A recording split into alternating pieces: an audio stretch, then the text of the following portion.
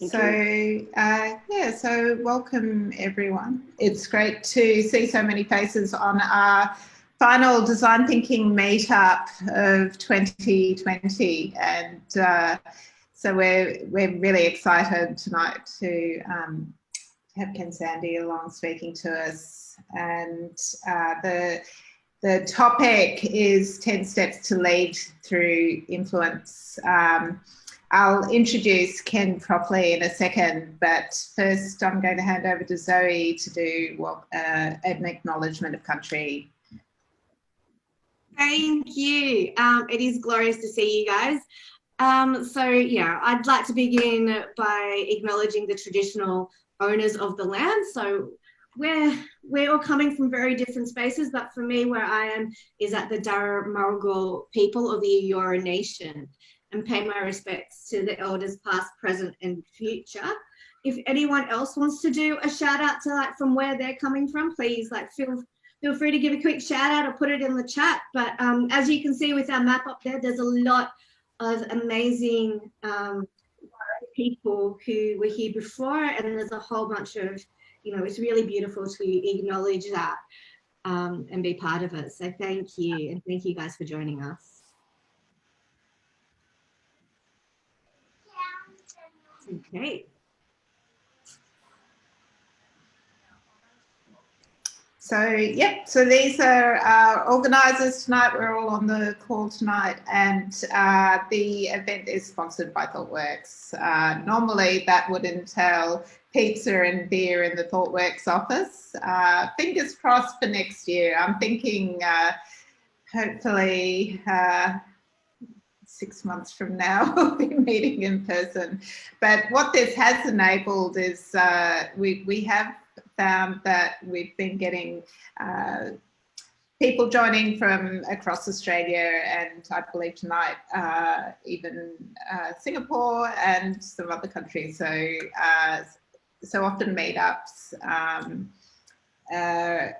are fabulous when we can do them online. For that reason, we can actually have a bit more impact in terms of our reach. So we might move to the next slide. Thanks, Lucas. So yeah, so we're really excited to have Ken Sandy along tonight. So I first heard Ken speak early this year, and he was talking a little bit about his book that he's released. So Ken is not just a product management exec who coaches, mentors, and leads product teams, but he's also written this fabulous book, and which I can highly recommend. I have a copy of that. And we shared on the meetup page some links to where you can find that book tonight. And Ken can usually be found in the San Francisco Bay Area, but he's just come out of a 3-month lockdown in Melbourne. So hopefully things are on the up for you now, Ken. And so Ken's going to be speaking to us for about the next hour. And if you have questions, please put them in the chat, but we're going to have plenty of time at the end of this to have a conversation and a discussion. Ken's topic tonight is around leading through influence. And I think the topic is relevant at all levels and in all roles, not just in product management, but really in our professional lives. I think there's a lot that we can learn tonight. So on that note, I'm going to hand over to Ken. And Ken, I think you'll probably want to share your screen. So absolutely. Absolutely. Well, thrilled to be here, and thank you so much for having me. It's such a great group. We're up to 40 participants, or almost 40. That's wonderful. I'm really excited. Obviously, I do live in San Francisco, but I'm Australian born and bred. I've been there for, well, I won't tell you how long I've been in San Francisco, but I started my career in Melbourne and relocated some time ago, and it's just really great to be seeing such a vibrant community that has grown up in Australia and really living kind of the dream as far as amazing, innovative technology companies really building amazing products. And so I'm just super excited to be here. What I'm going to do is just quickly share my screen, and then I'll tell you a little bit more about what we're going to talk about today.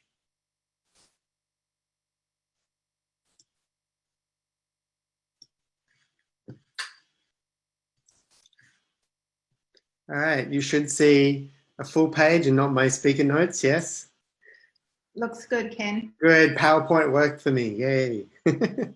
So that is correct. I've recently launched a book called The Influential Product Manager. It's very much a hands-on, very practical guide about what it takes to be influential in your organization. I've found that influence is something that people talk about a lot, but they don't necessarily pinpoint precisely what it is or what the behaviors are that make you successful as an influencer in your organization. And so I set about to research and really break that down. And the product was the book, which I've laid out sort of in across the whole product lifecycle. What are the actual activities that really help people be successful, help product managers in particular be successful? But I found that this has been very well received by design leaders, engineering leaders, and execs at product-led companies in terms of just really thinking through what it takes to build amazing products and collaborate really effectively together.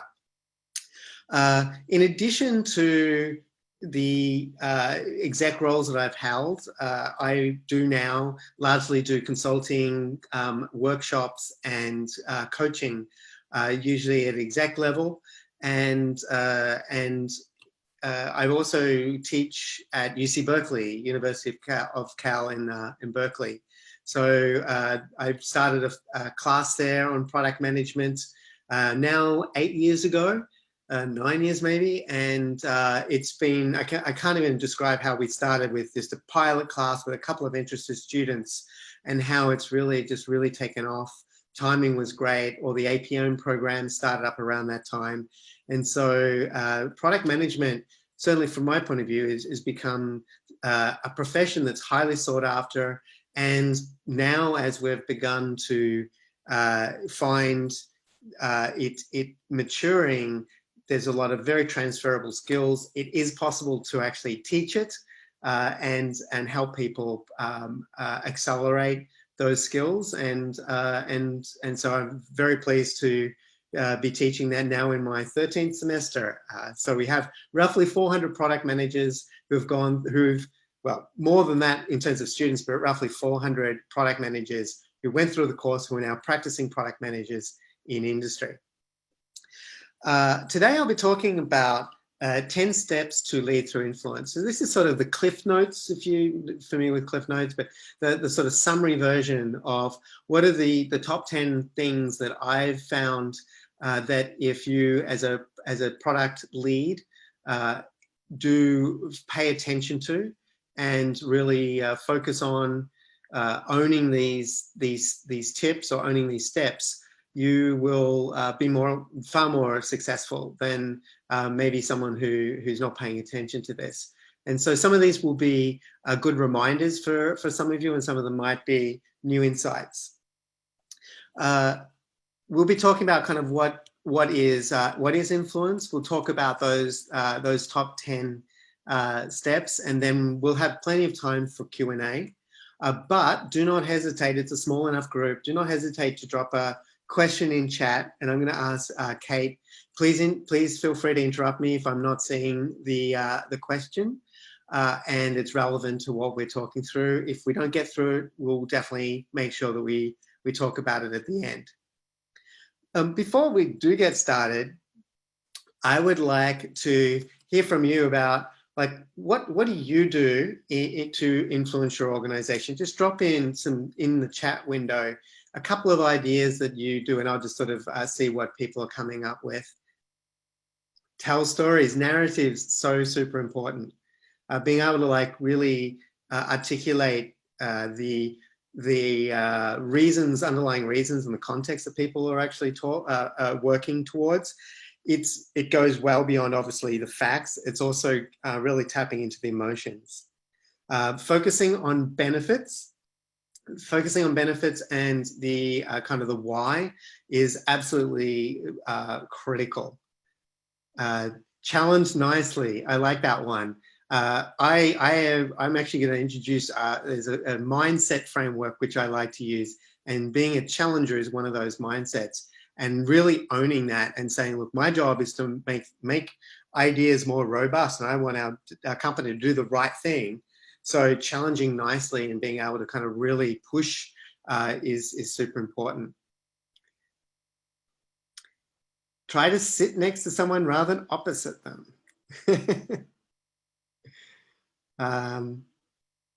Understanding what's in it for them, understanding their needs. Super important with stakeholders and customers. Evidence packaged well, absolutely. And that's actually a nice add to talk about packaging it well as well. This idea of like throwing lots of data points or anecdotes is not enough. To be able to really package that up and understand what data really matters, and then giving it to people in a digestible way that also motivates and inspires them. Excellent. Well, that's some pretty good starting point. You're already experts, so I'm going to be able to run through this pretty quickly. Let me first give you a story. Some time ago, in one of my very first product management roles, I was tasked by my manager, who is a C-level chief operating officer, I believe, executive, to lead an important and very urgent initiative for the business. He asked me to get a team assembled to work on it right away. I was ambitious and hungry for leadership opportunities, so I readily agreed to this. I called a meeting together, cross-functional, including people from marketing, engineering, the design teams. I kind of gave a rousing speech about what we were trying to do, and I asked them to drop whatever they were doing and commit themselves to this new goal, as it was great importance to the C-suite, the executive. Distressed by the urgency of this new priority, the team reluctantly agreed to switch gears and focus on what I had asked them. A few days later, the CEO came and approached me and asked to speak to me in private. He was visibly angry. He proceeded to explain that several team members had come to him to complain that I had steamrolled them into working on this new initiative. I protested, but you asked me to, isn't this something you want? He said, yes, I want this, but no, I didn't ask you to operate that way. Instead of pushing them into doing something, I wanted you to motivate them. You should have explained why this was important, provide business context, discuss the customer need. Just because I want it and ask you to lead it doesn't mean you can suddenly direct others. You use my position and my seniority to transfer authority to yourself, and that weakens me. I want to inspire my team, not simply order them to work on something. I was pretty shocked by what was said, and I'll never forget that lesson. And that sent me on a journey to really try to understand what is the difference between kind of working through influence versus, in this case, working through authority. So here's some definitions. Influence is really about aligning beliefs, behaviors, actions, and outcomes behind a common shared purpose. Now, you'll notice it'll be very easy for me to say influence is about aligning behind goals and outcomes. But you'll notice that I'm also touching on hearts, minds, and actions as well. So what people do, how they think, and what they believe, if their heart's in it. That's influence, and they're the harder things to actually achieve within influence. Authority, on the other hand, is directly controlling actions through organizational seniority, power of relationships, apparent or real expertise, or sometimes threat of consequences. Clearly, in a traditional organization, the hierarchy has authority kind of embedded in it. And in many, many roles, working through authority is primarily the way things get done. But that doesn't work, particularly in product management. And I actually have noticed that increasingly it doesn't work in almost any role, that influence has become probably the dominant way of actually aligning and working an organization towards a goal. There is a third thing, and this is something that I think is deadly for any product manager or any professional to really working, but particularly it'll unravel very quickly, and that is manipulation. Convincing someone to do something that is primarily in your interest. Steer clear of that one. So when you're driving through or leading through influence, I've chosen that word very carefully too. I've heard managing through influence. I've heard all accountability and no authority, or all responsibility and no authority. All of those are variants of the same thing, but I like leading through influence because that's essentially what you're doing. You're trying to play a leadership role in your organization to provide context, to drive organizational alignment, to create clarity around what your mutual goals are and the directions and the steps to get there. And you're looking to collaborate with your team and your stakeholders to make that happen. And that's basically what leading through influence is. So I'm going to introduce 10 points from the book, which is really summarizing all of the actual things that you can do that I found to be the most effective techniques to actually lead through influence. Number one, own the ideas. Now, a product manager's job is not, and I see this all over the place, is not actually to build the product right. It shouldn't be about delivering the product in the right way. It is, in fact, building the right product. And building the right product is where product managers really drive the most value in their organization. I find time and time again, however, they end up kind of downstream, really focused on managing the delivery and not putting nearly enough thought up front in terms of really making sure that the ideas that are being prioritized are robustly thought through. So you don't need to be the smartest person in the room. Being able to recognize good ideas from anywhere, being able to gather ideas, being able to encourage a culture of ideation and embracing those for wherever they come from is an important part of the role, in that who cares where the ideas come from so long as you can actually take them and own them and take them over the line, hence the football analogy in the photograph.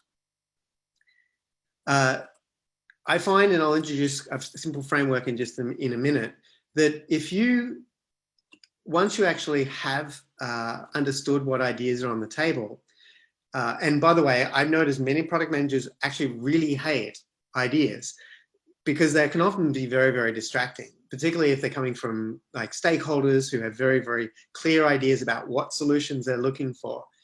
But if you do that too often, you're always sort of batting away the ideas to try to focus on something. How do you know you're missing? How do you know you're not missing something important? Instead, really relentlessly collect data and challenge assumptions. So this is where that challenging persona comes in that we mentioned in the opening there. Really making sure that you're making them as robust as possible and that you've understood and prioritized and shaken the tree to make sure that all those assumptions, particularly when senior people have an idea, they tend to fall in love with it and immediately gravitate to, say, a solution. They don't necessarily think of all the things that can go wrong. Your job is to sort of walk that back a bit and make sure, first of all, that the solution is that you're actually thinking about a problem instead of a solution. And secondly, that you're really challenging, is this the right thing that we should be prioritizing and working on? And once you've done the prioritization, one of the most overlooked roles that I find in product managers that I see in influential product managers is to really own the evangelism of those ideas. So this is where you drive focus and lose ownership and get people really motivated and excited about what you've learned. This is about sharing lots of data This is about telling great stories. This is about getting up on stage. And this is about celebrating the team's work and celebrating small successes, as well as celebrating the things that you're learning along the way, sometimes not so rosy. So that's a role that I find is so often overlooked. Here's a simple framework that's gone in much more detail in the book, but for you to think through. On one scale, imagine there is this, and you'll know this from design thinking. One end of the scale is this divergent thinking, and the other end of the scale is the convergent thinking. If you think about the divergent thinking, it's all about opening up possibilities, suspending long-held beliefs, imagining what the future might look like. But as a product manager, you can only stay in that zone for so long before you need to converge to drive focus and purpose, and to really make sure that everybody understands what has to get done. Then if you overlay that with another axis, on one end of the scale is this imagine, and then on the other end is the inspect. Now imagine is sort of, if you think about Myers-Briggs, it's the N in the Myers-Briggs. It's about actually thinking about strategy in the future and the possibilities, thinking about like what could be. Whereas inspect is a lot more of the S. It's whoever's unmuting, could you please mute, because we're getting lots of feedback from your microphone. Thanks.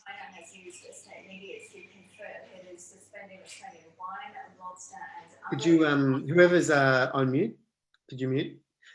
Kate, I believe we can force mute if they're not cutting out, unless I just cut them out. Thanks. I think we've got them. Well done, honey. Another little thing in Zoom that I would love to fix. And then on the other end of the scale is this sort of inspect, where you're looking at what is today, the reality, what is the customer, what are their needs, what's the data you have, what's the behavioral analysis, and what are the assumptions, and what is the reality of our business. So if you overlay those two together, you end up with four very distinct mindsets that really great product managers transcend sort of seamlessly, often in the same day, walking from a brainstorming meeting in that explorer mindset into being able to have a meeting with, say, or do a customer interview to be that analyst, into a tough stakeholder session where they are really laying out the options and what's the assumptions and why might we be wrong, and what are the investment options that we might need to make, including potentially killing the very thing that I've just been working on, all the way through to evangelism, which is going back to the team and making sure that everybody's really aligned, really excited about what they're working on. And so you can imagine in a product manager's mind, you've got this sort of crazy extremes that you need to be able to kind of move through on an almost daily basis. And unlike a design thinking paradigm, which is sort of inherently linear with some, I totally get this, there's feedback loops and moving back around. But in the design, in the mindset, framework, it's far more transient, of moving consistently between those things if you want to be successful. Number 2, build relationships before you need them. Now, clearly, building a strong rapport with your direct manager is really important, and we often think about our senior stakeholders and some of these others, but rarely do we say to ourselves, how do have I fully built these relationships in a way that when I need to rely on those relationships, the trust is there and I'll be able to really rely on that. And so this is really flipping it on its head a little bit, which is build the trust, build that rapport, be very deliberate in your relationship building before you need to be able to rely on having to sort of turn to a stakeholder or sometimes peers or even junior people in the organization. You want to have built that trust. And so this is really quite something for particularly product managers who are new to an organization to really be thinking through and being very deliberate about, and it takes a lot of time. However, the good news is there's a fairly simple trust equation at work. Trust is actually the frequency of quality interaction. Now you'll notice I didn't say depth or time or playing soccer, although that's a pretty good thing. It's just these lots of nice, light touch, frequent interactions that, so long as they're meaningful And they don't always have to be about the company or getting down to business, but it's about any kind of quality interaction, even if it's very short. The more that happens, the more frequent that happens, the higher trust is, which makes things a lot easier. You don't need a 2-hour-long lunch or a one-on-one every single week. You just need to be thinking, how do I reach out? How do I build trust with my stakeholders? Plus your follow through. And that too can be very, very simple. If you've committed, even like, I'm going to send an email at the end of this meeting with our talking points, and then you don't do it in a timely way, that loses trust very, very quickly. So always being responsible for following through on things that you said you would do will make a huge difference, no matter how small. And then back to that manipulation kind of comment before, people can sniff out self-interest pretty quickly. So being very clear about what's in it for them and what it means for the customer or what it means for the business, and leading with those things first in this order: what it means for the customer, what it means for the business, what it means for the team, what it means for them, what it means for you. And being able to be clear on that, and you'll build trust a lot quicker. Define your stakeholder group very broadly. I found that IT departments, HR, the front desk are all incredibly good people to have on side when you need sort of some software bought at the last minute, or travel arrangements to be made, or sandwiches or donuts to be delivered to your hardworking team. So just really thinking very broadly, and yes, share your goals and involve them and have them thinking about their role, no matter how small, in helping you achieve that. Will really empower them. Meet with them one-on-one initially, and listen more, talk less. I do believe asking lots of questions, including their thought of the product and what's important priorities. The quicker you go into what you want out of them, the quicker they detect that self-interest and kind of turns them off. And being very deliberate in your stakeholder management strategy. For example, don't put difficult people off. Embrace the difficult ones. Go and understand why they may be negative about your product or the goals, or where are the misalignments in their incentive system versus yours. Try to understand, maybe there's some history there. Secondly, make sure you understand their hot buttons. Make sure you understand their preferred communication styles. Do they like long status? Do they like just data points? Do they just want to know that everything's okay? Or do they only want to get involved when there's maybe brainstorming to be done? Or maybe they just want an update to know that everything is going well. Number 3, related to your stakeholder, is this policy has done me well throughout my entire career. And I can tell you that it's very time intensive, but far more effective and so much higher ROI on my time than having a whole bunch of things go wrong, because I haven't spent time to actually ensure that I have an understanding of what individuals in the group are really thinking, and to ensure that I previewed particularly any controversial data or information with them beforehand.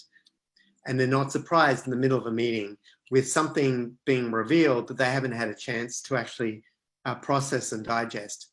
And in many ways, it's such a missed opportunity. If you don't do that step and you surprise people, you're actually missing out. Not only are they going to react defensively or negatively or with surprise, and that'll be a negative in your column, but you're missing this opportunity to win them over and actually have them speak in positive terms about these new insights, even if those insights are not what they had wanted to hear beforehand. I've had countless, I won't go into too many stories. There's one famous case I remember very well, very difficult stakeholder, being able to kind of get them accepting the data that I had.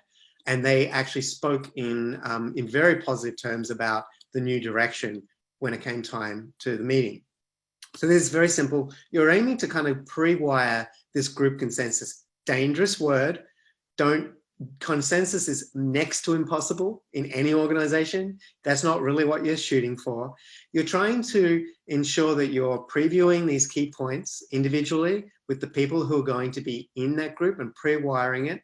This gives them time to digest, potentially get on side. And even if they don't, it forewarns you of issues that might derail you, gives you more heads up on how to prepare. And you can avoid the fact that it's going to be uncomfortable anyway. So let's share that inevitable information that is going to potentially disappoint, but better to do that ahead of time. Now, this might seem obvious.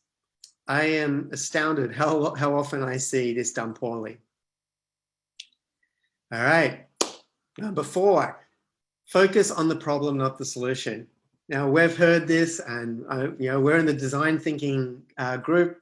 We live this every day, and it's just so important to keep on reminding people that there is a difference between the problem space and being in the problem space and being in the solution space. And yet we are consistently rushing to defining solutions before we really understand the problem well enough. And this is particularly happens a lot with junior product managers, but I see it happen quite often when a product manager is, no matter how senior they are, engaging with senior people in particular. There's a bit of authority bias there. Senior people they might default to articulating things in terms of solutions, in terms of things that they want, and being able to kind of work with them to work back to the problem can be a lot of work, particularly with people who are very, very clear of themselves and perhaps actually outrank you.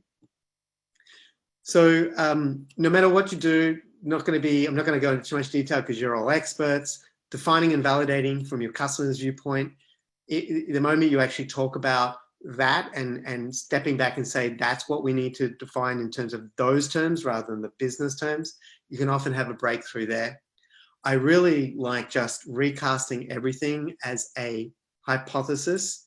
And then there's this really interesting psychological shift that happens when you talk about something in terms of a hypothesis, in that you take away that sort of personal attachment to an idea or to a specific course of action.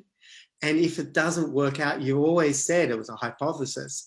And so long as you learn something, you don't have to make it work. And so it really does change that kind of psychological safety in an organization and change the kind of the dynamics of how you interact with ideas when you get in the habit of restating everything as a hypothesis. And then you naturally are more led to what's the smallest increment that we need to actually test possible solutions and validate this. And then clearly focus on the problem drives context, because you're able to share data and get everybody involved around the problem you're trying to solve, and then step back and let the team really come together and think of the solution. The more that we can do that and talk in terms of the problem, and then let the engineering team and the design team engage around what problem to actually solve with all the same context, your solution is going to be so much better. There is, in reality, there's a lot of impediments to that. Many cultures, for example, have an engineering team, I've run into this a lot, that wants to be told exactly what to work on. Or upstream, you have a very strong sort of stakeholder group, particularly say a sales organization, that is very clear about what has to be in the product for them to sell it. So there's a lot of impediments to being able to work in this. You just got to really break those down over time and start small if you can. Number 5, prioritization is something that is very hard for any product manager. And what I've discovered with all of the different tools, when I started to really understand more about prioritization, I focused a lot on the tools that people were using: scorecards, RICE methodologies, theme-based roadmaps, business cases, and really tried to understand like which tools were the best. And the thing that I really realized is that all of the tools, more or less, will work if they're the right tool for your culture, right tool for your team. And that actually the process and the tools is the easy bit, but it's the people that are consistently the hard bit. As soon as we acknowledge that, it doesn't really matter what tool we use, so long as it's situationally appropriate. But the key is to actually take people through the prioritization process and being very clear about how do things get prioritized? What are the criteria? How are decisions made around priorities? And making that very transparent, and then taking people through that in a disciplined way will change the game markedly. Even when people have very, very strong ideas about what they believe the priority should be, when you own the collaboration around the criteria and the goals and being clear on what you're trying to achieve, and then in a very objective way apply the tool set, whatever you're using, to prioritize things, you have a much greater chance of coming out with a better outcome. That is, the right priorities and some level of consensus. If not consensus, you'll get a pretty good alignment. Now, saying no is unpleasant, so you have to do this. Yes can be worse. It's a zero-sum game. Even agreeing to do some analysis, or I hear this all the time, right? Oh, can we just gather more data, or can we just figure out a little bit more before we say no to that? That is still saying, yes, I'm going to put resources over here and not there. And so saying no is unpleasant. In my book, I do go through some techniques for saying no nicely. I did see that was something that came up in our chat at the beginning. Now, trick, before you look at any features, before you look at any initiatives, align on the user and business goals, and specifically the criteria by which you're going to do prioritization first. Abstract that out. Then, using the best available data, which you'll never have enough data, prioritize your features once you've got agreement on how you're going to prioritize it. If you don't get agreement on the criteria and the methodology, you're never going to arrive at a set of priorities. So that's why focusing on the framework is where a lot of value can be unlocked, because you're more likely to get alignment there. And by the way, it will be an embodiment of what the company and a company actually values and what the company's strategy is. And if it isn't, then you need to go find that out. The other thing is to think about this as not always a one shot. Once you actually prioritize something, you don't obviously want to do that every day, throw it all up in the air. The goals and the criteria should be relatively unchanging, maybe quarterly, maybe yearly. But then as you gather more data, don't be afraid to reprioritize. And particularly if you have a roadmap, always talk about it in terms of planning. And this is a plan of action that is subject to change because of the new data that's going to come up. You'll like this. It shocks me still at the sheer number of product managers who don't regularly speak, interview, or observe their customers. Do not outsource the most important part of your role. Just because you've got a user experience group or a customer insights group or a customer success team or a sales team that are talking to customers regularly does not mean that you can ingest all that data and information secondhand. You just lose way, way too much. For a start, you lose that opportunity to really build that empathy and to sort of understand the customer in their environment firsthand. Secondly, you're not making those little like delightful observations of like, oh, I came to talk to you about this, but now I'm observing maybe you have some other problem that I might be able to solve. Your teams may not be asking those problems. For example, if you've got a user experience group focused on user testing, they're really trying to test any artifact for usability, but they may not be the kinds of questions that are actually more insightful to you.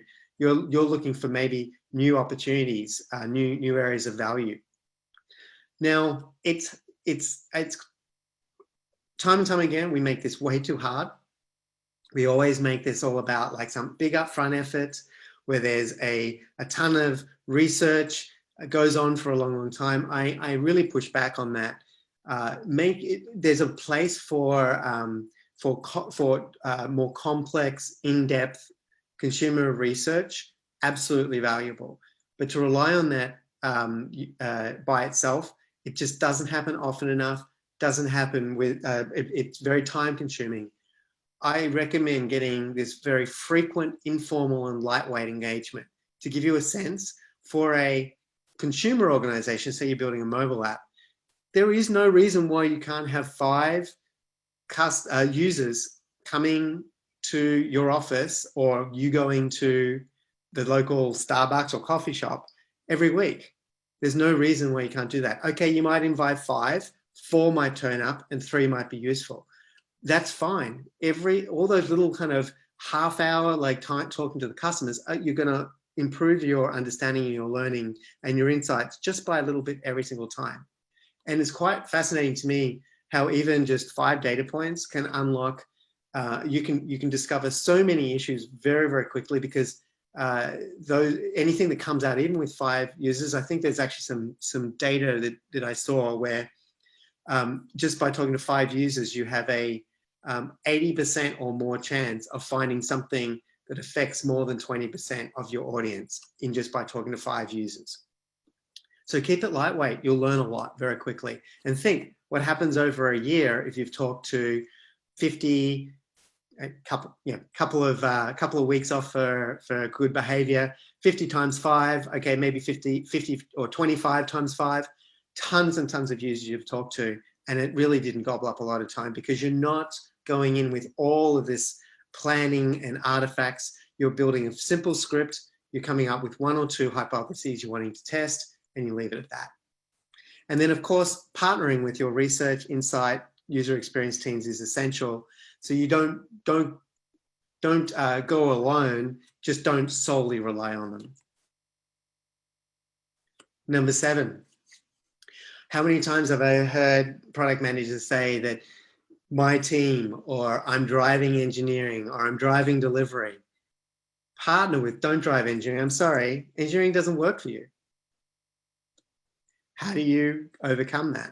Well, if you're working through influence, and we touched on this earlier, this is all about focusing on why and encouraging that ownership of the what and the how. The more prescriptive you are, in fact, of the what and the how, you're more that you're de-empowering them, disempowering them, and also training your team to not ask questions and not actually find better solutions. So focusing on the why is incredibly powerful, and I found very, very motivational. Most developers are in it because they want to be useful. They want their talents to be making an impact, and they're largely going to push back until they understand that they're going to have that impact, because they've been way many times misled into doing something that turns out not to have impact or never saw the light of day. So really focusing on the why will help them understand and help them own the solution, and appreciate potentially downstream changes as well. Even if something doesn't eventually ship, at least they understood what you were trying to attempt. And that includes involving engineering early during discovery. I get this pushback a lot from my clients. There's a sort of idea that an hour spent with an engineering without having their fingers on the keyboard is wasted time. But there's this anecdotes that I just keep on coming back to, of like the time that I took a very difficult engineer on to meet a customer, and the customer was using the product, and the engineer was working on this particular product and saw the customer struggling using the product, and the engineer came back, and by within 2 days those problems were no longer in the product, because they had seen firsthand and they actually felt the pain, and actually felt as a point of pride, if they can't use my product, I've got to fix that. So getting engineering to engage here is super important. It's not always easy because of that value perception. So start small, start with 1 or 2 things, start with half an hour, start with watching a video, or just getting or sharing anecdotes and insights and involving in brainstorming, just trying to get a little bit more involvement on the discovery side. I think it's worth its weight in gold. And before you get involved in any project or large initiative, make sure you've done 100% transfer of all the knowledge and the process you got to get there. If you distill that down too much, particularly if it's just a set of requirements, all of that wonderful context gets lost. So go back, go over old ground, and spend time to allow people to catch up. Secondly, always bookend that with a retrospective. So constantly look at how do we improve the process and ways of working together, and make that very open and very rational and very objective, and then pick 1 or 2 things to improve each retrospective. I'm not talking about the end of sprint retrospectives. I'm talking about more like ways of working over maybe a project or 2, but even like 2 to 3 next steps and implementing them, really committing to them, you'll see that over a course of a year or 2, dramatic improvement in your partnership. Now, what drives engineers nuts the most is when you're not being decisive. In fact, decisive turns out to be one of the 6 most important softer or adaptive skills of great product managers. The others being, we're going to miss 1 or 2, leadership, communication, collaboration, teamwork, decisiveness, and evangelism is actually up there as well. I've forgotten one, so I'll have to look it up. But decisiveness is so critical, and I just find that influential product managers are just ready to make tough calls early, throughout execution. They're all about keeping the team moving forward on track, and they understand one thing that's very important, and that is so many decisions are actually not irreversible. They're reversible. And that the worst case is sometimes you might be off track for a couple of sprints, and then you learn something, and then you can introduce that as new context and get back on track. And being wrong occasionally is so much better. And they're not going to be happy about that, but being wrong occasionally is so much better than being perceived as being indecisive. Examples of where I see indecisiveness. Moscow method, okay, I don't really like Moscow method as a way of prioritization. No nice to haves, no should haves. Do the hard work to scope super tightly up front, so it's only the must haves. Making sure that you're engaging around estimation and date setting very, very sensitively. Talking in terms of dates too early will make a big, will really trigger, because now you're going to be pushed into making trade-offs that you're not ready to make yet, particularly on scope. So be very, very thoughtful about how you engage around dates, and try to engage instead around problems and discovery, and then scope before you get too deep in dates. And this often requires educating stakeholders as well. Respecting the quality. When your team pushes back on something, they might say something like, do you want this done quick, or do you want this done right? Or there might just be this discomfort with doing certain shortcuts. Look out for that. Do not push them too hard into this, because they will do things the short way, but then no one ever wants to hear this. 6 months in, 18 months in, stop. We have to rewrite everything before we can build anything more. And that's going to take 1 whole quarter to rewrite the whole platform. You don't want to hear that. So you want to really be investing in tech debt. A good rule of thumb is 30% of your investments, or ensure that there's a tech debt backlog, and you're letting your team pull from that on a regular basis, even if you don't fully understand it yourself, although try to. We're in the home straight, folks. Owning outcomes, not projects, is basically saying owning the outcomes, not deliverables. So a product release or getting something into the hands of the customer, that's just the start of the marathon.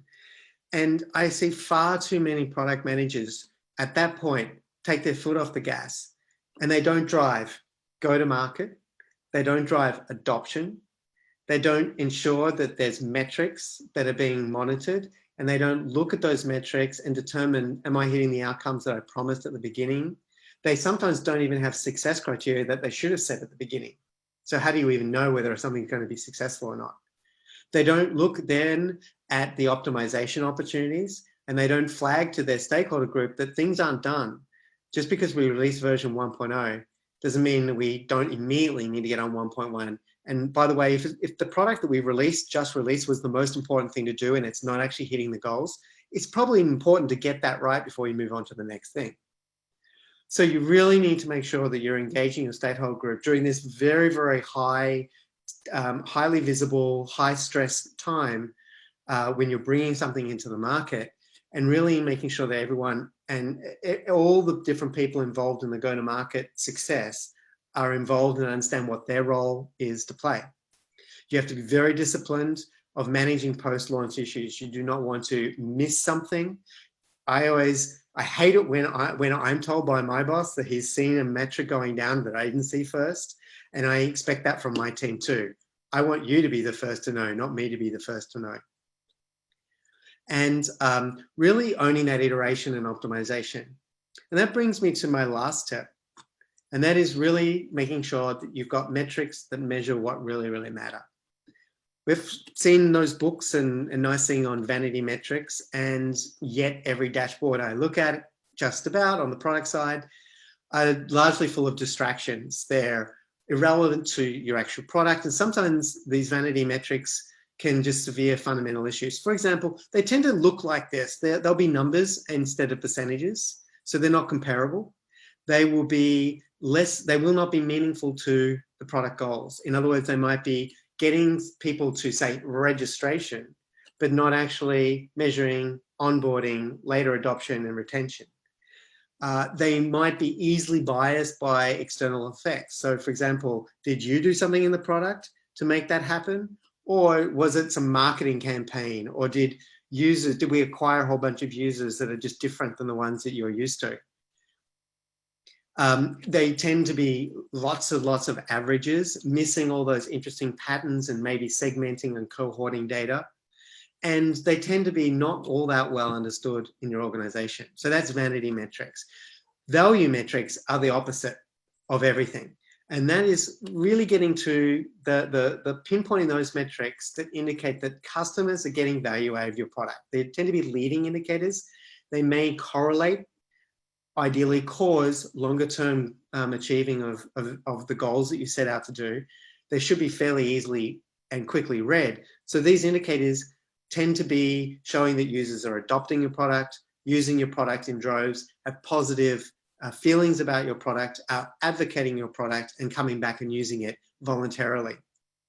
In terms of financial metrics, I believe that customer lifetime value is far superior than trying to track revenue for a product. So at least elevate the customer lifetime value calculation up. The reason is very simple. It is far more aligned with you over time generating value for your customer and being able to extract your fair share of that value than revenue, which might trick them into signing up for something and sort of misses the whole retention and longer term relationship that you have with that customer. And it also ignores customer acquisition costs. Customer lifetime value captures all of that. And yes, another thing, do not outsource. Yes, make friends with your analytics partners to be able to get you the dashboard and the data you need, that it is your responsibility to define upfront before your project's done what your success criteria are going to be, and then gather, analyze, and report on that data and make sure everybody understands it, even if it sometimes isn't that pretty. And that is it. They're the 10 tips to leading through influence. And I would be delighted to take any questions. Ken, thank you. We do have some questions and lots of comments in the chat. But to kick things off, I've got a question to start with, and then we'll throw to people in the chat who have questions. So my question was this, because you began your talk comparing leading through influence versus leading through authority. Mm-hmm. And over the last year, I think we've seen both at play in terms of observing how organisations react in a crisis. Totally. And, we've seen traditional product companies have to completely pivot. Traditional manufacturing has pivoted towards delivering personal protective equipment. We've seen other businesses thrive through pivoting. Zoom is, a classic example of how this has favoured digital-first companies. But in terms of leadership style, what have you observed? Have you seen that the same rule applies in terms of influence? Absolutely. I am working with two companies that were on the verge of self-destruction during this whole crisis, and they pivoted very substantively. Now, authority is not invalid, and there's nothing wrong with pulling rank or using your authority when it's needed to get everyone in line. And it's just not a great tool to use all the time. And so when you have the time, when you can, ensuring that everybody understands the context, even in a crisis, what's the context? Share the context. What's changing? I'm not suggesting for a moment that influence should lead to consensus, time, indecisiveness. It can be quick. It's just about taking a step back and saying, everyone kind of needs the same information I'm processing, to the extent that I can do that. Now, and sometimes you can't, and you just need to say, I'm just going to make the decision, or I'm going to, it's just too sensitive, I can't share this information. That's all perfectly normal in business. Now, what I've actually seen is that in the two cases that I had in the writer's seat watching this happen, was the company actually came back to influence heavier than they had been working on before. And I put that down to the fact that they needed to get everybody, first of all, crisis was very focusing. All the data pointed to the problems that they were having. And they needed everyone in the organization to understand. They understood that motivation was going to be very important coming out of this. Particularly one had a significant riff. And so they actually almost overshared all of the context about what they were doing and why. So almost like came back to influence and heavy. And I've never seen, it was probably one of the best, hardest things, but most well handled that I'd seen in a long time. And interestingly, now that they're kind of out of crisis, a couple of them keep on defaulting back to authority again. I'm like, well, let's go back to, that was fun. Let's do that. So I do think that it's just a tool, and I'm not suggesting that you don't wield authority when you need to, particularly in a crisis, and if you need to jolt people into action. I don't know if that answers your question, but yeah, no, it does. It does. And yeah, I'm interested to hear from people on the call around, what they've observed in their organisations in terms of response to the crisis. But Ben also had a question in the chat just about different holocracies and teal organization. What is that? I've been introduced to new terms. Holocracy and teal-coloured organisations. Are they familiar terms or no? No. I'm in a new term here. So different organisational models which might be applied organisation-wide or within specific teams, but taking less of a hierarchical approach and more of a domain expertise and collaboration in a much flatter organisational dynamic, which often means more collaboration, more leading through influence, as you're talking about, as opposed to command and control structures, which under the model is more like a red structure of, I'm your boss, so you're doing this thing. Yeah.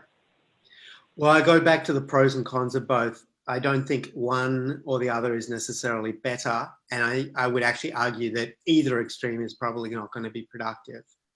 That might be a little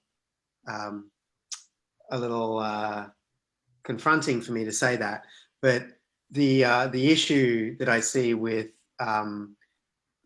holacracies that are completely open is it will work if you have the right culture in place. And that culture requires everybody to be on the same page, aligned, a meritocracy, trust is high, and everyone is moving towards the same goal. And that is a lot of work to get right. On the other extreme, top-down command and control structure is not fun to work in that purely either, but boy, they can get the job done. And so you got to be like, what's the balance here? And I do think that what's the case that was given to me recently? Spotify have this thing out there where they've got the squads and the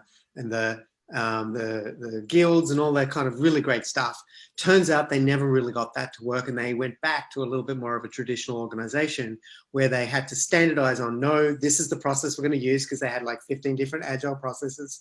They had to like go, no, we're actually going to put a more traditional coach and management structure in there, because there are in any organization going to be 10% of the people that just need to be moved out of the organization and be held accountable, and someone needs to be doing that. So there was a whole bunch of stuff there that I think that those are great organizations, but there's something about overlaying them that's really interesting to me, and seeing if you can get the culture if you get the culture right, then you actually temper down command and control, because it's not as necessary, and you can still leave the hierarchy in place. It just doesn't operates a little bit more of a servant leadership model, and then things I think work really well. But it's just so hard to operate at any end of the spectrum for a sustainable period. Yeah, I think one of the upsides of everyone working remotely is that it has, for a lot of organisations, forced that level of transparency and trust within their teams, which has potentially been one of the upsides, because we've had to have greater trust in our colleagues, and Really? yeah, and that leap of faith when we don't have the luxury of being in a room together. Yeah. I'll give you a case in point about how some of this customer behavior, user behavior is just transformed, in my opinion. So one of my friends works for a bank in San Francisco, and he had to basically shut down the office and get everyone to work from home. He's in he was doing all the IT stuff and set everyone up in a secure environment in the home. And the CEO resisted, said, no, I want everyone in the office. I know COVID's out, but we've got to like have everyone in the office. And he had to get over that trust barrier of like, no, we can actually make sure everyone's accountable and working still. CEO just didn't believe it was possible, and which is horrible when you think about like his own team. He's not trusting even at that level. Everyone went home because they had to work from home. Companies actually being never more productive. Now the CEO is talking about, do we really need that office? It's a real big cost center. Can we get rid of it? So what a transformation. So that's just in that leadership.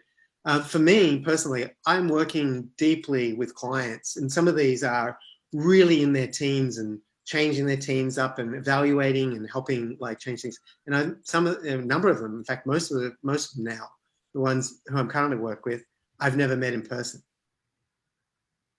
I don't think think about like what, as much as a silver lining exists, what this means for potentially, driving fundamentally different ways that we work together. And by the way, I'm in Melbourne, can talk in Sydney. I talked in South Africa. Access is up. So we now, accessibility to information and being able to really spread that around is up. And I would say our engagement levels are pretty high, because we can work a little bit more on our own time. Yeah, I mean, when you think about on the topic of influence, it really does open up the influence that you can have, because you're not constrained by the four walls anymore. That's right. Well, I'm hearing reports from formerly remote teams that were remote teams. I think someone even mentioned this early on.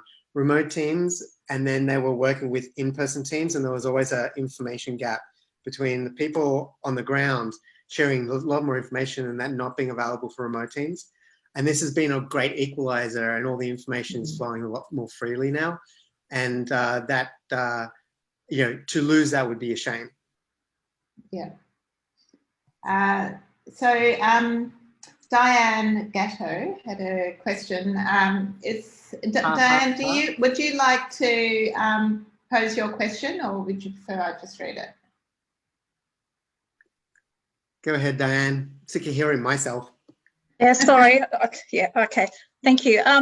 Yeah, so in terms of the hypothesis, what someone had advised to me probably a couple of months ago is when you're creating the hypothesis, to avoid the confirmation bias, to actually structure the hypothesis in a way of disproving what you think is going to work.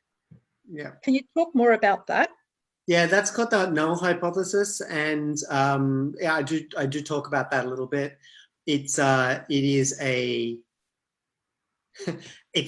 advanced step on top of getting people to even talk about it in terms of hypotheses in the first place. So I'd say get them to do the hypotheses in the first place, and then work against confirmation bias. It is a big problem. Confirmation bias is a massive problem. Simply doing the null hypothesis doesn't actually necessarily solve that, but I do like the notion of disproving, the null hypothesis as a way of working forward. And I don't see it hypothesis generally done well. So it's a nice maturing step. Yeah, I sort of kind of like the approach, because I haven't worked as a product manager. I've worked as an organisational change manager, and what I find is sometimes when I'm working with senior executives, they're very attached to their idea, and they're not open to receiving feedback. Right. And if you take in the position of the devil's advocate, trying to disprove that it's not going to work, you're getting the confirmation from outside sources rather than someone's a pet project. Yep, agreed. In fact, an executive gut is like the lowest possible confidence you can have that something's actually going to work. So yes, it's a good tool to work against it. If you do that and you can get your team to do that, that's great. I sometimes struggle with getting execs to buy into that, because it's kind of like, oh, you're just trying to you're just trying to sink this idea. Can be sometimes interpreted as actually not getting with the program kind of thing. But the fundamentals of working against confirmation bias and finding ways to do that is very sound and necessary.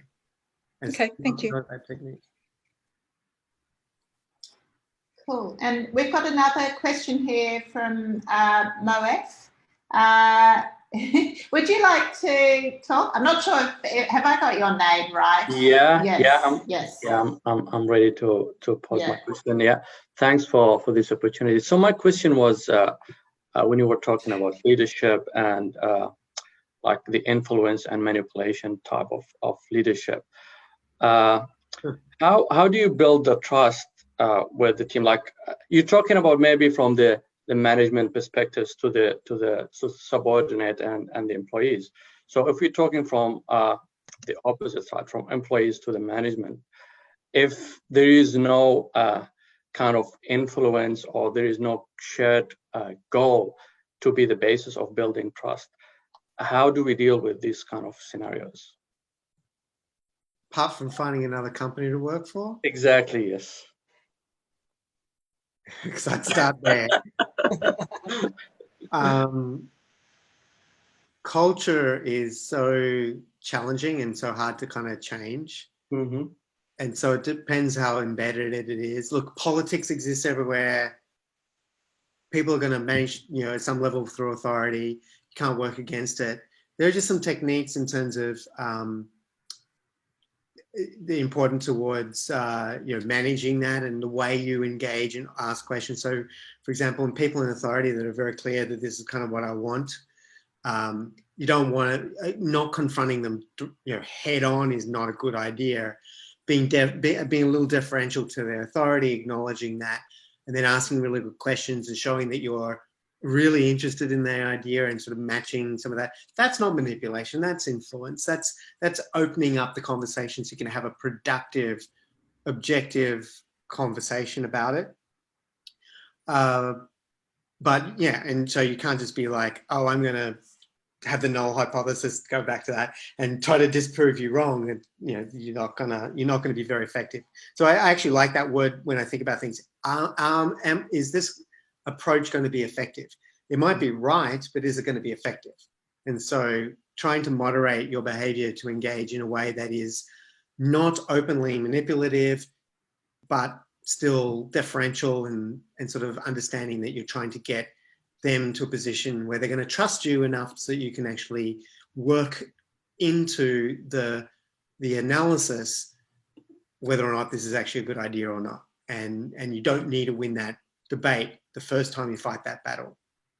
But you ultimately need to be able to work it in. And so if there's just a complete lack of refusal to entertain any other possibilities, you're kind of stuck. But you can try your best and make what you can work. And there's always non-negotiables. It's just sometimes they make sense, and you have to get with the program. You can dissent, but you should commit. But yeah, if that's just their MO, it's really hard to overcome that. The only other thing I would recommend is don't operate that way yourself, and try to show a different way of operating, at least within your team environment. And I've had that before, and it was very painful because I was getting full force of all of this authority, a refusal to be thought of that they could ever be wrong, politics at work, which is by definition, they're not saying the same thing they're not saying the same thing to me that they're saying to other people. Yeah. So I'm hearing this disconnect. I know that they're manipulating, and I'm getting that. And I guess it was just my principle. I'm not going to operate that way with my team. And so that caused a lot of conflict, but I was able to get my team in a higher position of trust with me. And when something like that did come down from the top and we had no choice, I was able to be a little bit more frank with my team, saying, this is kind of a decision that comes from the top. Here's the rationale. Objectively, here's what we know and don't know, and here's the risks, and we've decided to go with it. And I most certainly didn't play into undermining them. So, in the effort to be a member of the team, you kind of like roll your eyes and say, oh, I don't know what management are doing. No, don't do that, because that's manipulative. And you are management. Sorry. So you can't, them and us is not great. So I know I didn't really answer your question because it's a really hard one to sort of, I'd have to actually diagnose the context you're in, but generally those principles at work they've been good for me, and when they haven't worked, I haven't stayed at that organization very long. All right, thank you. So Ken, there a couple people actually asked the same question. So Jody and Sylvia, they're hoping that you could bring up the slide about point 9 again. So your second last principle that you talk about. Would you mind sharing your screen again so we can see slide 9, and maybe either Jody or Sylvia, was there something in particular? Yeah, here we go. What's the question? So, Jody, are you there?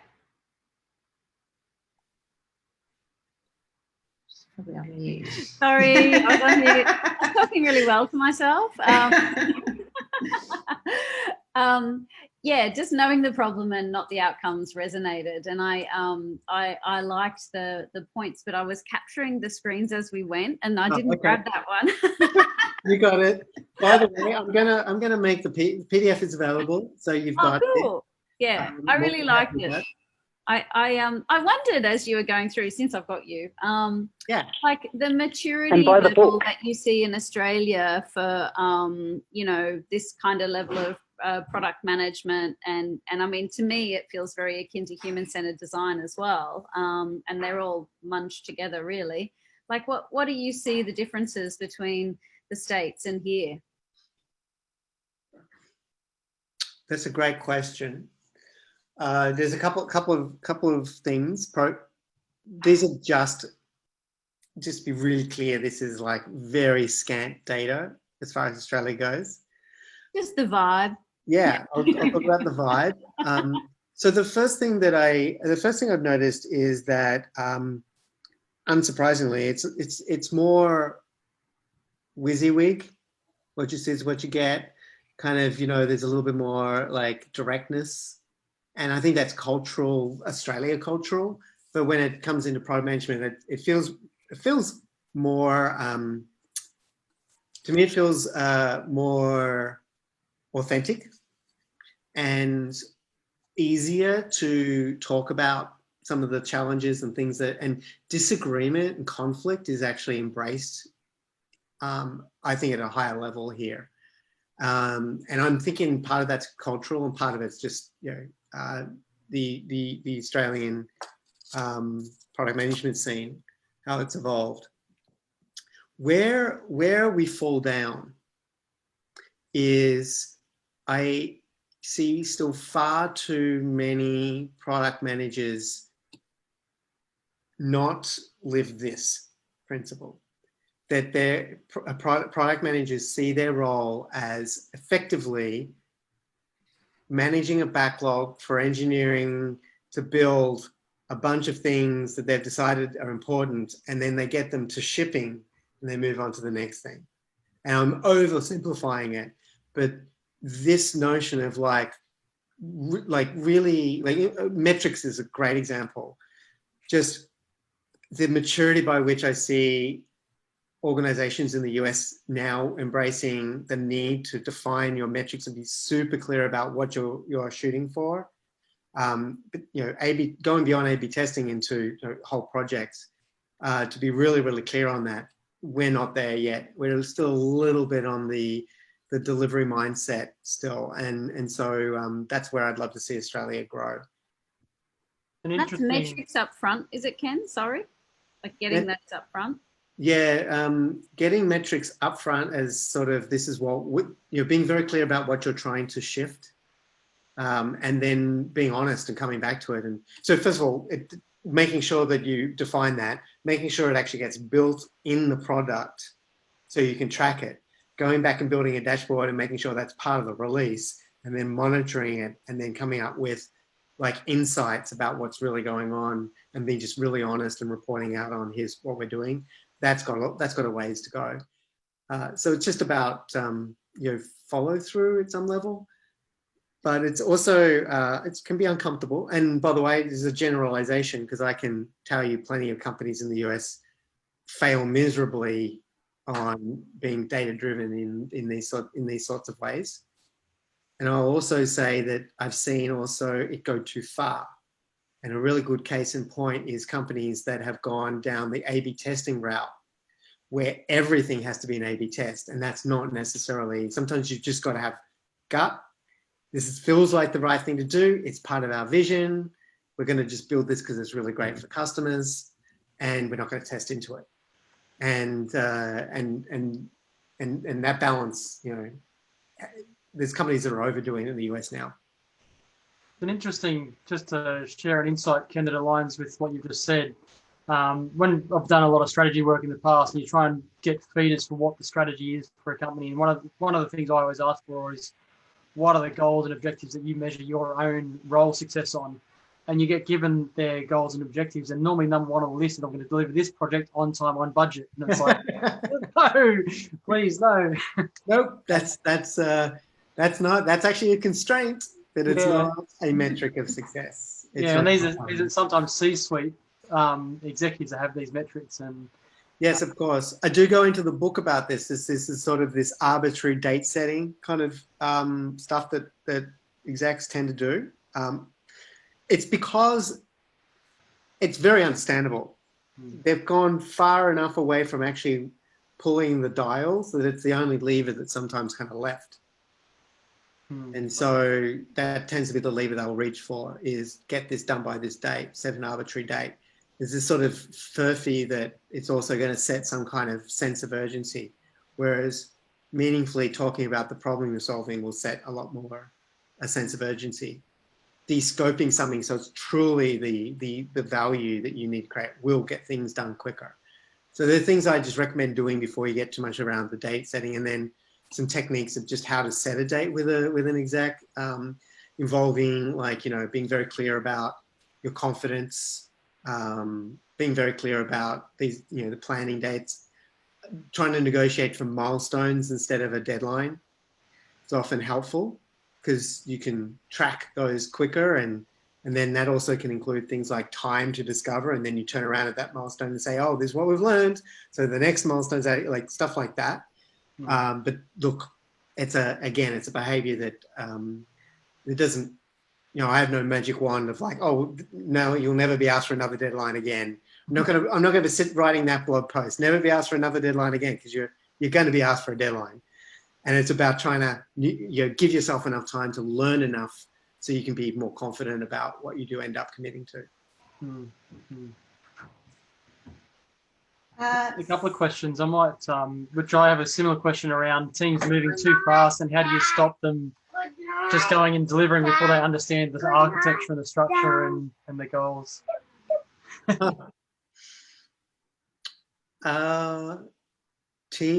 Teams that, so you're basically saying teams that jump in too quickly. So is there a little bit of a hero thing, or just there being, hi, future product manager? This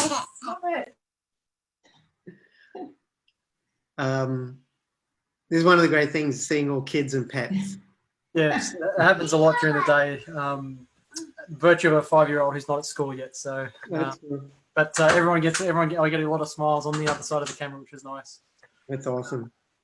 Sorry, there was like, I think there's a sense in the context of dates, and people wanting to get to a date or wanting to get things done. There's all this urgency just to start moving forward and start building and start doing something. And whilst the product manager doesn't want to necessarily make sure things are built right, you want to build the right thing. Sometimes that sense of urgency can mean you build it the wrong way, which actually does build out that tech debt, and people don't realize it until it's too late. Yep. Again, we're coming up with hypotheses, and talking about things as hypotheses can be very helpful here, because the conversation can then change about, okay, I'm still figuring a lot of this stuff out. In the meantime, what is the most valuable, usually one of 3 things that you can do to advance the project, if you will, while I'm still figuring a lot of things out. And they tend to be, is there some core technology platform component that is just going to be required no matter what? So what's the foundational work, and being very, you know, clear on what that is. But then there is like, what is the biggest risk in this? And can you build me something to actually front load that risk? And I can then use that, or biggest unknown, and can I use that and get that earlier, and use that almost like as a proof of concept or a way of feeding into my validation. And so getting an artifact early that is something that is going to actually be validatable or testable, is, you know, a testable unit is super valuable. So engaging them in the unknowns, and then saying, look, I don't want to waste your time like anyone else, but we know we're going to get started. So how do we productively get started? And it's usually one of those 2 things. Yeah, thank you.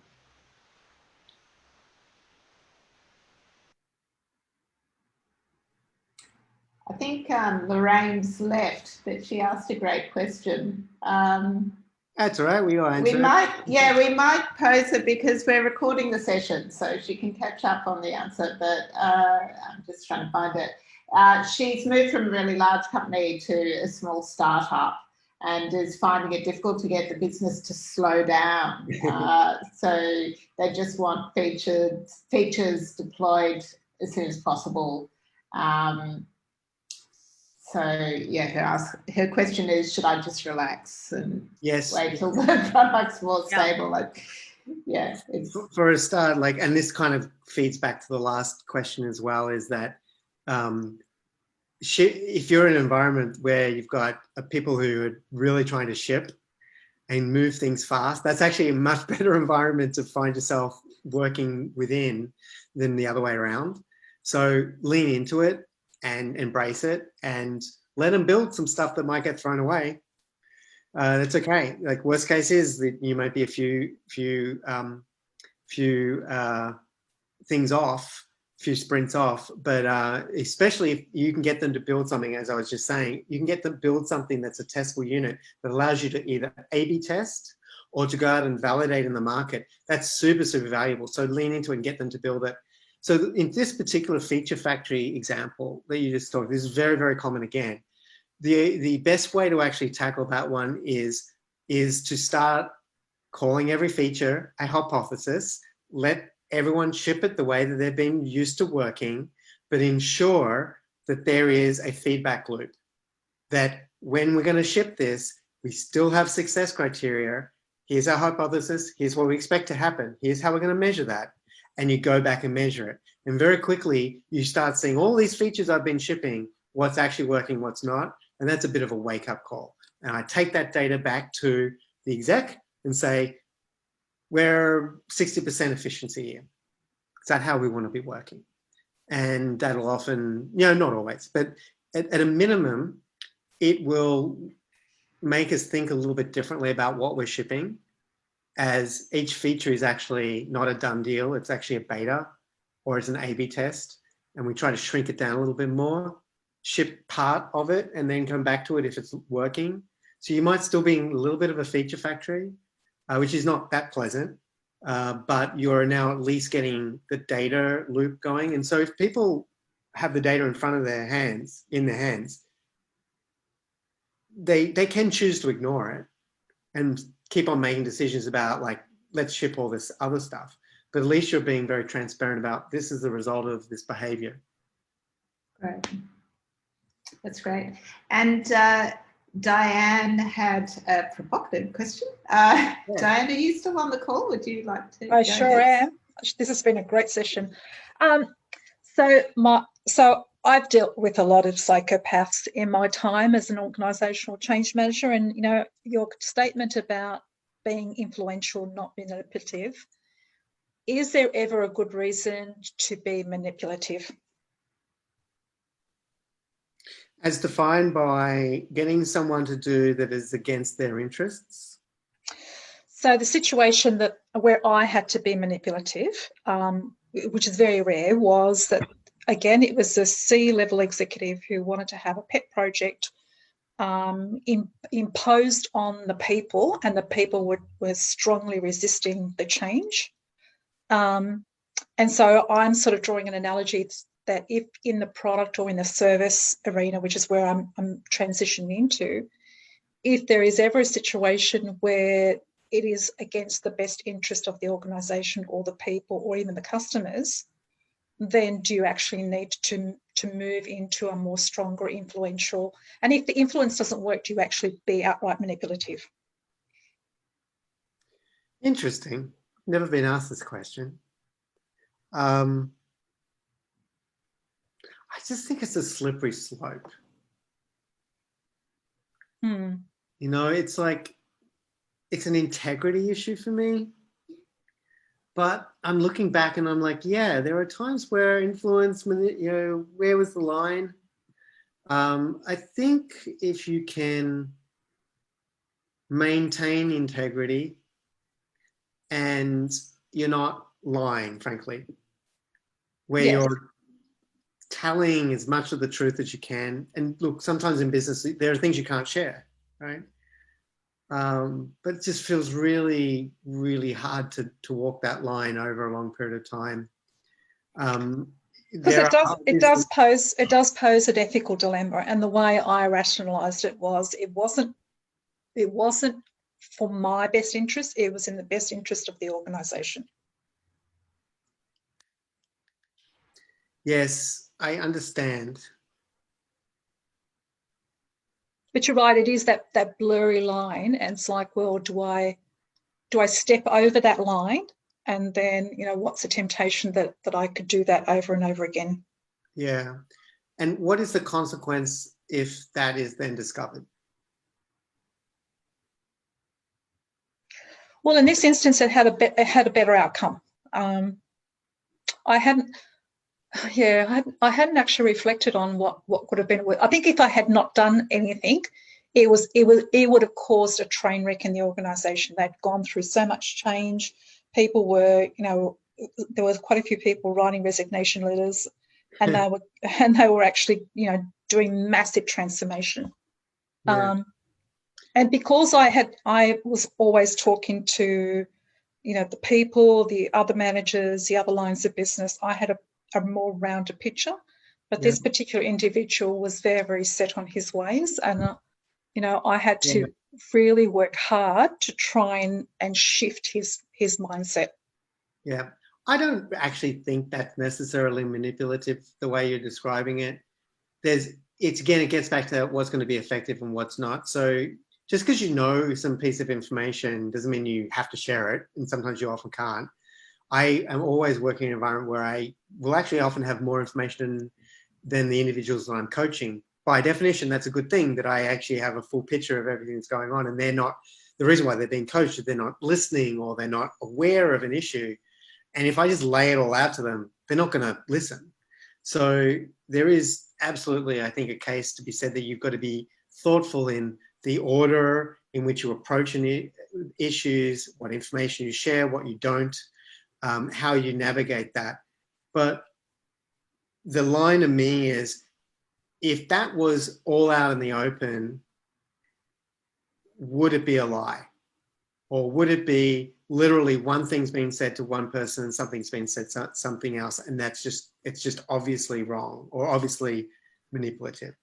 And that's where it becomes really just like thinking about even if it's for the best interest kind of thing, what that can mean for trust, how that can backfire if, for example, others are involved in the deception. There's a lot of stuff that can happen. But look, there are things that sometimes you can't share with people, and you just have to operate as if it's not the case. There's been times where I've actually had to work with people that I knew were probably not going to be around the organisation the following week, and I can't say anything. And it's situations like that where you've been privy to confidential information, but you cannot share that information, and so therefore you've had to, for want of a better word, spin the message. Yeah, it's okay. Everyone, I think, knows that there will be times where you can't share information. But then if you then use that information, like here's two ways it would be bad. One is, I know that person's not going to be around the organisation next week, so I'm not going to waste my time talking to that person anymore. And suddenly they're all shut out and they're like, what is going on? No one's talking to me all of a sudden. Yeah, that wouldn't be nice. Yeah, that's not very respectful. The second thing would be, they're around for one more week. Okay, hey, I'm going to promise you a really big pay rise if you get me that document that I really need written by next week. Yeah, no. Right? That would be clear, extremely manipulative. So it's just, again, it comes down to, I have to operate in the best interest of the company. But by the way, no one would expect otherwise. And in that particular case, that person's clearly got problems. Not much you can, you're not going to be effective if you lay all the cards on the table. So I don't think it was necessarily manipulative unless there was a real, a lie told that was not. There's even situations where if someone's really going to hurt themselves, I've actually been in a situation where I had a CEO lose it and get violent. Mm.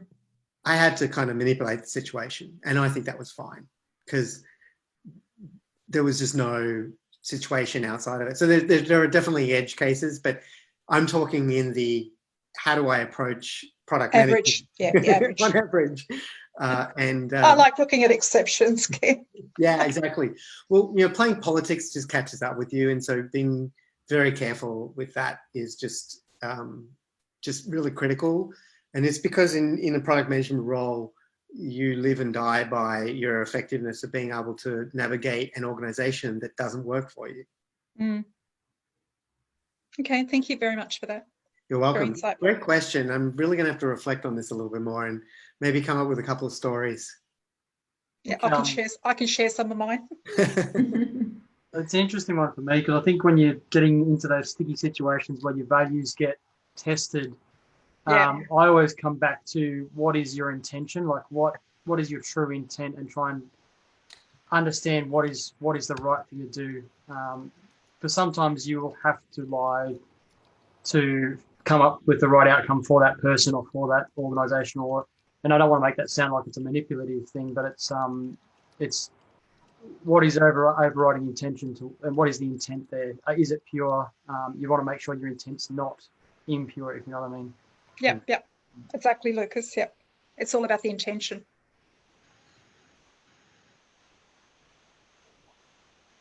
I think that's, like, just to add on to that, like, that's one of those cases where I wish, like, ethics was taught in, like, from primary school, because if you know where you stand, like if you're in Kantism or you're, you know, wherever you are, like, you've got to work out, like, is it the intention or the outcome, or is it like duality or whatever is going on? But it makes that when you get to that point, which is sticky, that you can be like, no, I'm about Kantism and I'm about outcome, which is like brutal, right?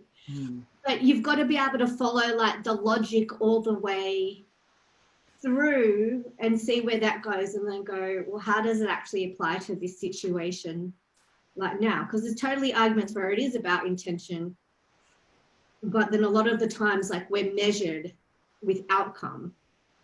But I think if you know those arguments, it puts you in a stronger position when you're stuck there being like, oh God, what do I do? This person's crazy.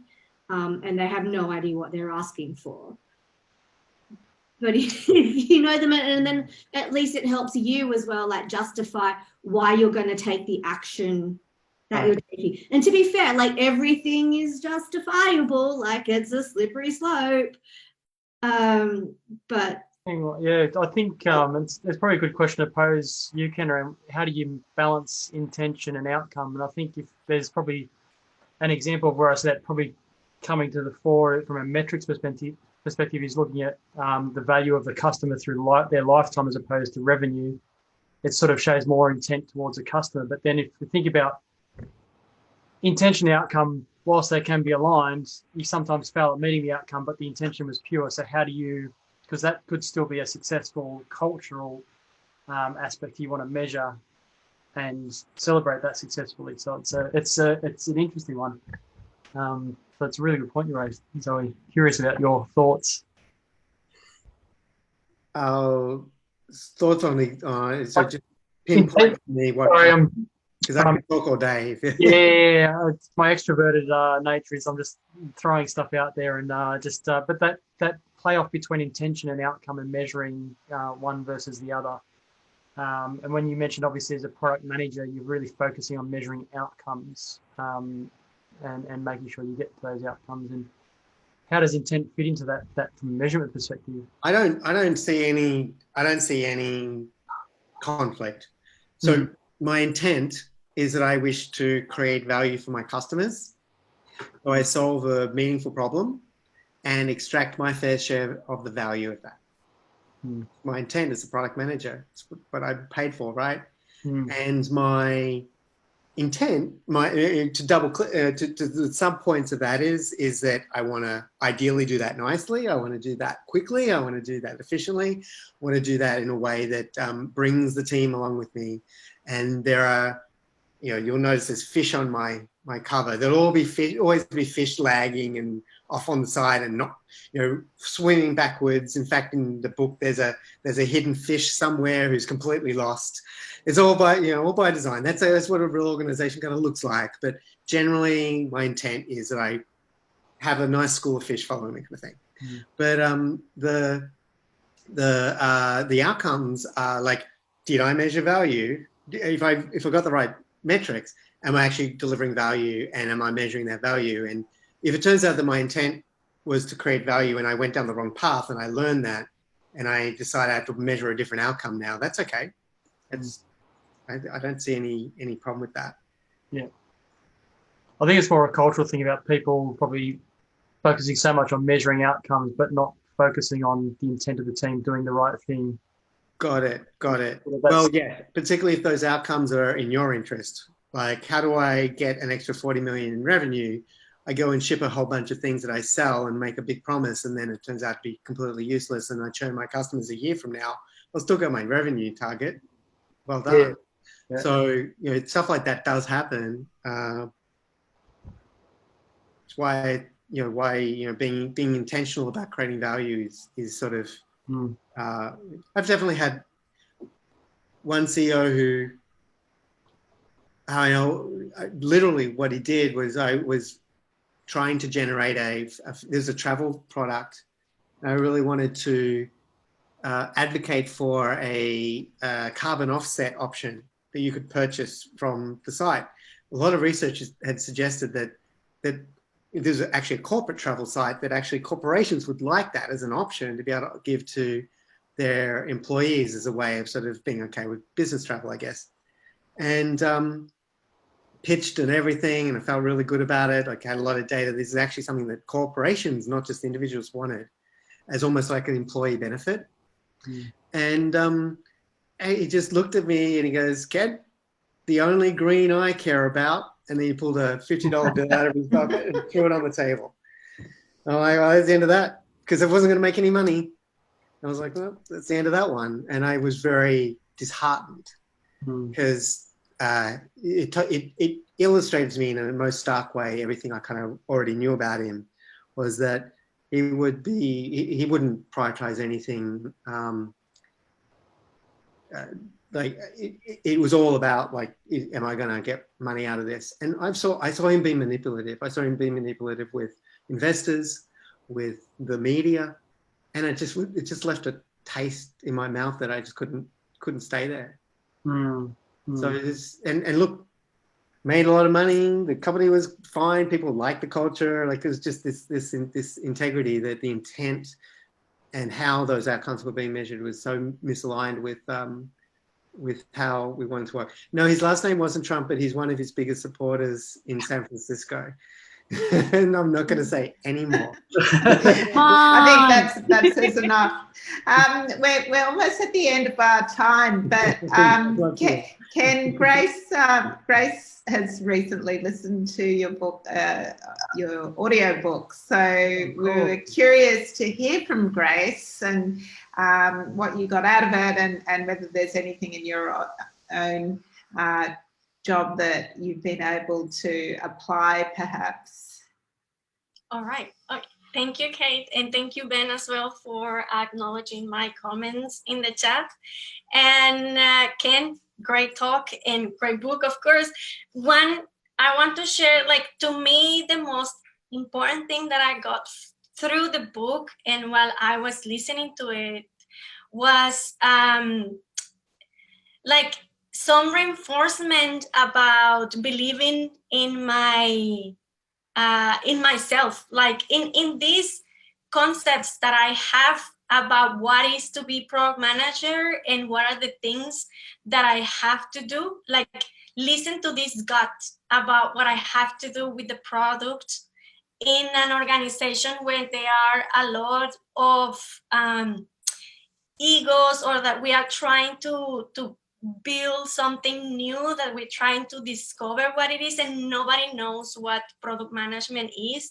So it was really helpful for me to listen to your stories. I could definitely identify with lots of them, and as well feel like, okay, all right, so that situation that happened to me in the past, like I acted in some way and then realized that I could have acted in another one that could be better. That's what to me was like what I feel that why enjoyed the book. And in one phrase that is almost at the end is that you said that product manager is not the CEO of the product.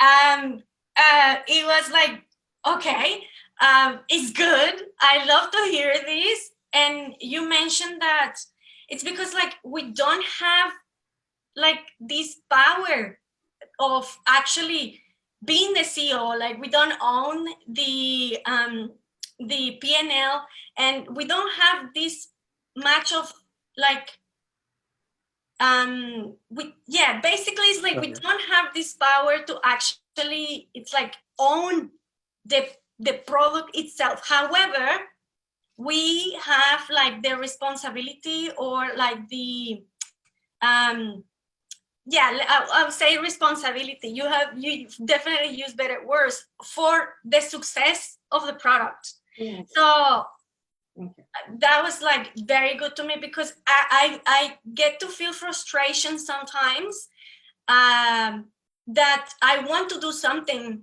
for the product and I face a lot of troubles and issues, and then I want things done in a certain way, but because I don't have that much power in there, then I cannot do them. So it's about working on how I can establish these communication channels with the people that are actually going to help me make the product successful. And that's what I can do, and that is then my responsibility. And indeed, I cannot manage a lot of things that happen. So yeah, that phrase that I'm not the CEO of the product, that was great. And good. Well, I'm glad that really resonated, because I hear that thrown around a lot, and it's just something I don't think is very helpful. It actually, if anything, it makes us feel, what am I doing wrong if I'm not the CEO of the product? Or it might trigger certain behavior where you start swanning around like you're the CEO. The reality is you're not, and there's a lot of constraints on you. If anything, this is a reinforcing of, it's okay. You work in real world constraints. You cannot fire the engineer that's not doing the job. You can't decide that the P&L and the pricing is going to be this unilaterally. You just don't have that power. But that also means using the influential techniques become even more important, because that is your primary way of getting change driven through the organization. So mastering that, and secondly, acting as if you are actually the owner, that you are the responsible party, ultimately the directly responsible individual for this product, means that you can broaden your role and go and work with anybody that you need to, through influence, to make it successful. So yes, you are responsible for going and talking to sales if they're not selling the product. You are responsible for making sure that customer service knows how to support it. You are responsible for making sure that stakeholders support the investment choices that you're making and making the recommendations about where to go next. So you might act like you're you've got that broad-based power, you just don't have the unilateral authority. And so that's kind of the point, is be okay with the ownership and the responsibility. And it's just another way of saying you don't have the authority, but that's actually okay, because that's how you're going to be most effective if you really focus on that influential part. Yeah. Fantastic. Great. Well, I think that's great.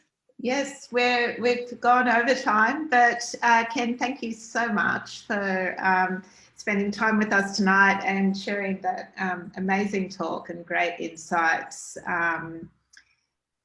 Just a reminder for those people who haven't read the book, again, you can find it here. We're getting some pretty good deals at the moment, just because the book's in promotion. So this is a great time to buy it. It is a heftier book.